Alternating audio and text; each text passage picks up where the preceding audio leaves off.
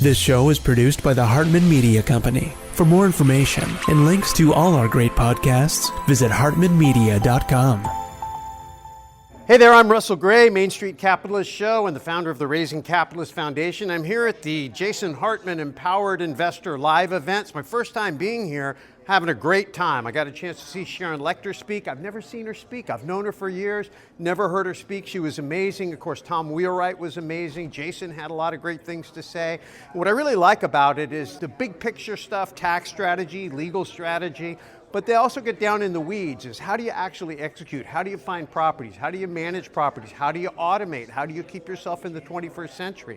So if you're serious about your real estate investing, your real estate portfolio, this is a great place to be. Lots of great resources, lots of great energy, a lot of great information. And hopefully I'll see you at the next one. Welcome to the Creating Wealth Show with Jason Hartman. You're about to learn a new slant on investing, some exciting techniques, and fresh new approaches to the world's most historically proven asset class that will enable you to create more wealth and freedom than you ever thought possible. Jason is a genuine self-made multimillionaire who's actually been there and done it. He's a successful investor, lender, developer, and entrepreneur who's owned properties in 11 states, had hundreds of tenants, and been involved in thousands of real estate transactions. This program will help you follow in Jason's footsteps on the road to your financial independence day. You really can do it. And now, here's your host, Jason Hartman, with the complete solution for real estate investors. It is my pleasure to bring you a show on a topic that is of great importance to you because it's an easy way to save money on property taxes. In fact, it's very, very easy. I am a customer of this company and I liked it so much I wanted to get them on the show. So it's my pleasure to welcome Colton Pace. He's the founder and CEO of OwnWell. And we're going to talk about just found money. You should definitely take advantage of this. It's easy to do and you can save on some property taxes. Colton, welcome. How are you? Thank you. I'm doing great. Thanks for having me. Good. So you've been in business for about 5-6 years now, and you've got a background in asset management, family offices, all that kind of stuff. And I assume that with your high net worth family office clients, like one of them co-founder of Microsoft, you saw all of their properties, right? And you saw that they were overpaying on property taxes. So you got into the business of helping dispute tax assessments and reduce these property taxes. And this is just a no-brainer. Like everybody should do this because your properties are likely overassessed. And well, I don't know. Is that likely? I mean, I did it with a couple of mine and your website came back and told me they were fairly assessed, but next year that may change, right? Yep. Talk to us about that. Yeah. So disputing your property tax assessment or pushing back on that assessment, every single year you get a new assessment. It's like they're throwing a Zestimate on your home or your real estate.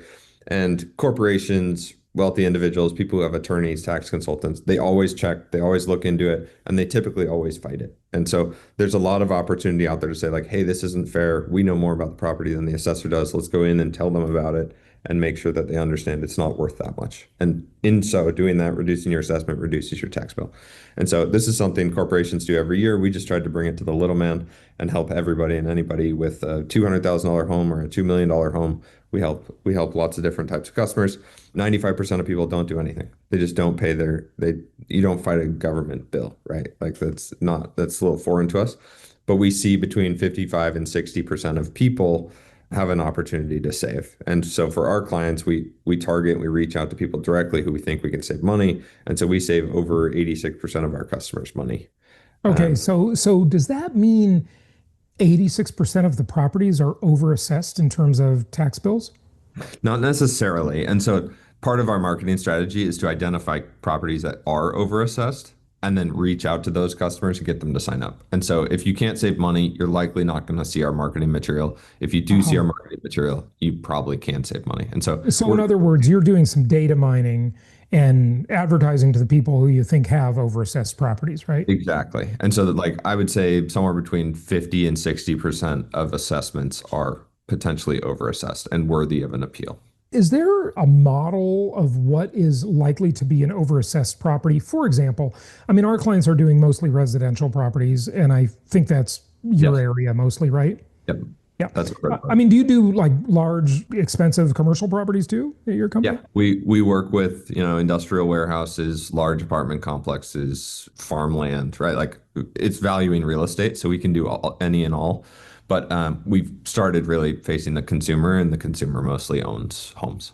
And so, Yeah, right, right. Okay, so you got about 140 million homes in the US, and so that's a big marketplace. Is there a certain model for properties, Colton, that would likely be overassessed? For example, is it a brand new property? I mean, I find that those are usually underassessed, right? Or at least the first year they are, and then maybe the second year they're way over. Or yep. is it an older, like established property? Are they certain geographies where the tax assessors are just really aggressive and greedy? Tell us about that. Yeah, everything in this business and in property taxes really depends on jurisdiction. And so our biggest geographies are Texas, Georgia, Long Island, New York, Chicago, California. And in that order, in Texas, we appeal the majority of cases that come across. In Georgia, it's more like 50 to 60%. And so depending on different areas, they're more aggressive. If you're looking at your assessment or you get a new assessment, it's all over the place. In certain geographies, the assessor's not actually allowed to know sales prices, which is a good thing. And so if you Yeah, just because they're purchase, not influenced. It's like the appraiser, when they appraise a deal, and they know the sales price, that's going to bias them, right? exactly, Yeah. no wonder an appraiser goes right to the sale price. It's like, Yeah. yes, we don't want that to happen. And so that's why a lot of times they're underassessed initially when you just purchase a home because they don't know the price that you just paid, which is a good thing, right? Like you don't want them to know your tax bill will go up. But in other cases, like make sure it's not totally crazy associated with your Zillow estimate or Realtor.com estimate, and make sure, look, if this price was real, would I sell the home today? If so, it's probably overassessed, right? Like you have a better mental model in your head of what your real estate is worth. And then the other piece I was going to mention from there is that the diversity of your neighborhood, right? Like we find great cases in a very diverse neighborhood. If you have a really old home next to a brand new home, it's much harder to compare those. Whereas if it's townhomes and they all look the same, those are probably much more closely assessed and more accurate.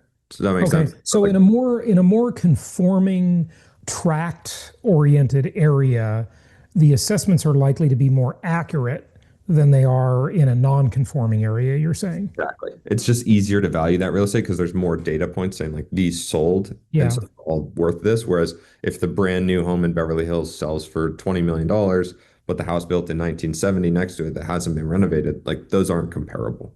And so that's harder. And oftentimes there's more of an opportunity for us to save those individuals money.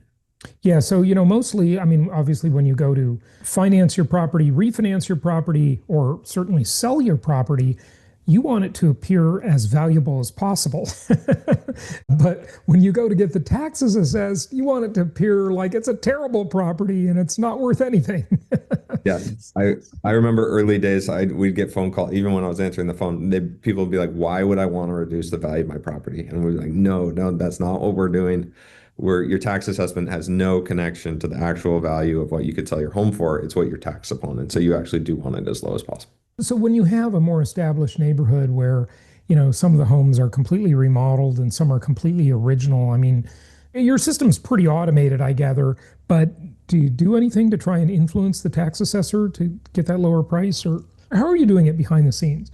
Yeah, so depending on geography, there's different aspects of the tax code you can dive into. Like one that's really valuable for us is the what we call the equity or uniform and equal case, in that your tax assessment for the exact same home should be the exact tax assessment for someone else in your jurisdiction's home of the exact same value, right?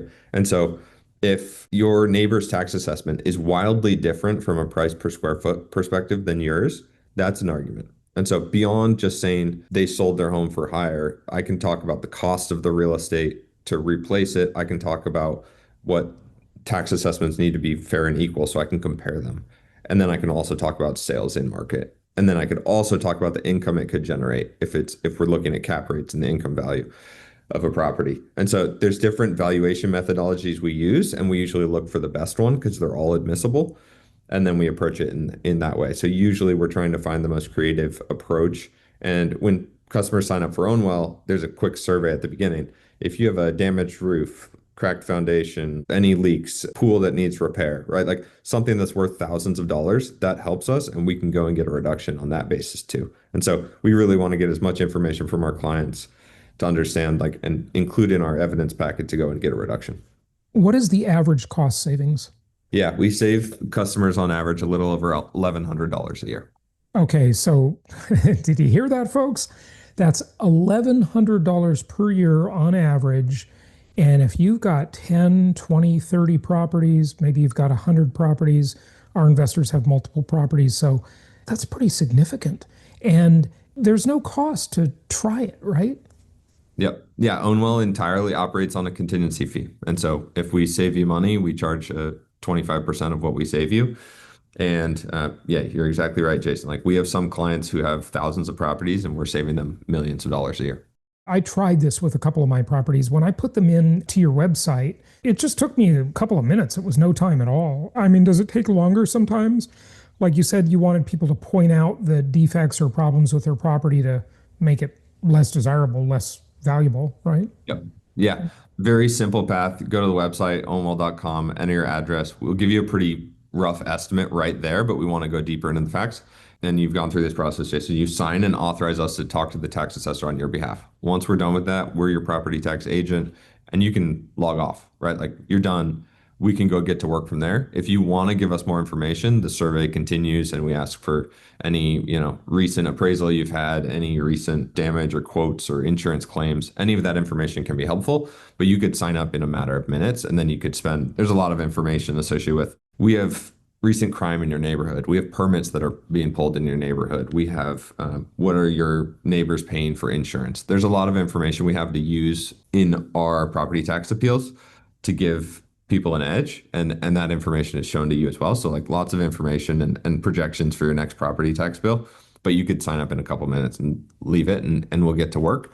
And if we don't save you money, or if we decide that you're overassessed, we'll let you know. And you should feel confident paying your tax bill that a professional tax consultant has reviewed it.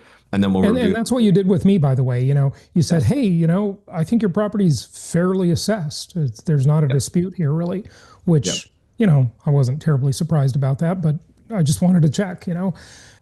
No downside, right? Like, sign up, we will review it. It's not a computer. There's algorithms on top of people looking at every single property, making sure that you shouldn't appeal. And if you shouldn't appeal, you should feel confident about paying that tax bill. And then when your next assessment comes, we'll do the exact same thing over again, and entirely free. If we don't save you money, we'll do that for free as long as it takes until we save you some money. Okay, so if you save me money, say it's $1,000 a year, it's going to cost $250. That's a real bargain. How long does it take you to determine? The first time I did it, I kind of forgot about it. And then I got an email from you later, I don't know, maybe it was more than a month later, I think, that said, hey, we think this property is fairly assessed. Then I put another property of mine in there, and I'm waiting to hear on that one. No, I think you said before we started, actually, that one also was the same determination, fairly assessed. Those two were both in the same neighborhood, by the way, and they were pretty conforming, those properties. So that's probably why. But what's the shortest and longest before you'll know whether or not you're going to be able to save some money? Yep. Totally depends by geography and when you sign up. And so the deadline for Florida is in August and September. So we will wait to make that determination until close to August and September to get the most amount of information as possible, because we get your assessment probably in July in Florida. And then it takes us a couple of months to make sure we have all the information in place to say, like, hey, you don't need to appeal, or you should appeal. In Texas, it's April to May. In New York, it's in January, February. In California, half of the state is in November, half of the state is in September. And so it depends by geography. And then if we do appeal, the appeals in some jurisdictions take 4 to 5 months, and we'll keep you updated. Like, hey, we filed, hey, we're going to the hearing, hey, we're preparing for the hearing. And then, in California, sometimes it can take up to 12 months. And we're working there behind the scenes, just making sure we're pushing it as fast as possible to get you savings. Yeah, okay, good stuff. So people can do this right away. You've got a special offer, jasonhartman.com/property tax. We like you so much, we became an affiliate with you. So go to jasonhartman.com/property tax if you want to just take a couple of minutes. It takes no time at all to just put some property addresses in there and let them see if they can save you money. No harm, no foul, really simple. And do you do this everywhere in the country? Is every jurisdiction covered? I wish. We're working on it. We do it across 10 different states, and we're honestly building wait lists to open new geographies. And so no matter what, put your properties in there. We'll let you know when we're open in your geography, but our main geographies to there, Washington State, Texas, California, Georgia, Florida, Illinois, New York, Michigan, Pennsylvania, and Colorado. And so, okay, so there's some big markets in there that you mentioned where our people are buying rental properties and own rental properties. So that's good. But some of the other markets are where they're likely to own their personal residence. For example, California, for sure. We have tons of clients that own personal residences in California. So do this on your personal residence, do this on your rental properties, all of the above across the board. Try and save some money. jasonhartman.com/property tax. Takes just a couple of minutes, and you'll circle back with them and tell them if you can save them some money. Anything else people should know? No, appreciate it. I think you guys got a good grasp. Let us get to work for you. Costs nothing if we don't save any money, so no downside. Costs nothing in terms of money and time. It's very little time. You can do this very, very quickly. Just takes a minute. Put a few of your property addresses in and let them see if they can save you some money. And that's, again, one more time, jasonhartman.com/property tax. Colton, thanks for joining us. Of course. Thanks for having me, Jason. Thank you so much for listening. Please be sure to subscribe so that you don't miss any episodes. Be sure to check out the show's specific website and our general website, hartmanmedia.com, for appropriate disclaimers and terms of service. Remember that guest opinions are their own, and if you require specific legal or tax advice or advice in any other specialized area, please consult an appropriate professional. And we also very much appreciate you reviewing the show. Please go to iTunes or Stitcher Radio or whatever platform you're using and write a review for the show. We would very much appreciate that. And be sure to make it official and subscribe so you do not miss any episodes. We look forward to seeing you on the next episode.